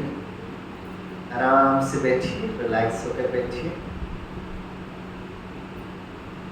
और मन बुद्धि से बहुत सुंदर खेती में जाइए जहां पे चारों तरफ हरियाली हरियाली और वहां पर देखिए धरती माँ प्रकृति का सौंदर्य। हम बच्चों के फल फूल अनाज, वहां पर बहुत जामुन देख रहे हैं और ये सब फल फूल को देखकर आनंद की अवस्था। सुंदर से बगीचे में खेती में आप देखते हैं बच्चे दौड़ते दौड़ते आ रहे हैं, पतंग उड़ा रहे हैं। डोरी को हल्का छोड़ते हैं, धीरे धीरे पतंग उस हवा को महसूस करते हुए आसमान की ओर, मन बुद्धि को आसमान की ओर लेकर चलते, एकदम हल्का शांत मन। और उस आसमान में बहुत सारे पंछियां उड़ रहे हैं, ऐसी पंछियां तो प्रेम के स्वरूप में कोई बाउंड्री नहीं। पंछियों को किसी भी प्रकार का बाउंड्री नहीं, कोई पासपोर्ट नहीं, कोई वीजा नहीं, खुले आसमान उनका है। हमारा मन भी ऐसा ही होना चाहिए, बेहद सारा विश्व मेरा परिवार है। पंछियां उड़ते उड़ते धीरे से फूलों के बगीचे में आए। मैं भी धीरे से बगीचे में आता हूँ, चारों तरफ इतने सुंदर फूल हैं और फूलों को देखकर मैं इतना सुख का अनुभव कर रहा हूँ। और उस फूलों के बगीचे में एक छोटा सा बच्चा बैठा है, योगी। अपने बच्चे को इंजीनियर डॉक्टर मैनेजर तो सोचते ही हैं, लेकिन सी योर चाइल्ड, भारत का बच्चा स्वस्थ, बुद्धिमान, सशक्त, अच्छे संस्कार वाला बच्चा बनना चाहिए। बच्चा आराम से पेड़ के नीचे बैठा है तपस्या में। उनके चेहरे को देखिए, ऐसा तेजोमय चेहरा। तब तेज उनके चेहरे पे दिख रहा है, मस्तक में वो लालिमा, चेहरे पर वो मुस्कान, आंखों में वैराग्य, शरीर सशक्त। धीरे से आप बच्चे के नजदीक जाते हो और माँ भारती का ये बच्चे को त्रिकुट के बीच में विजय का तिलक लगा रहे हैं। हमारा भारत स्वस्थ और सुरक्षित है। हमारे भारत के भविष्य के बच्चे आध्यात्मिक ओर से भरपूर,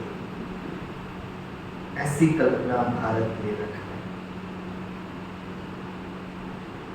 ओम शांति शांति शांति।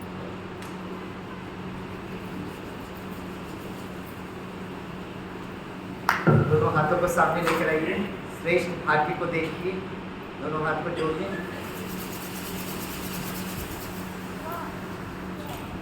ओम शांति, जय हिंद।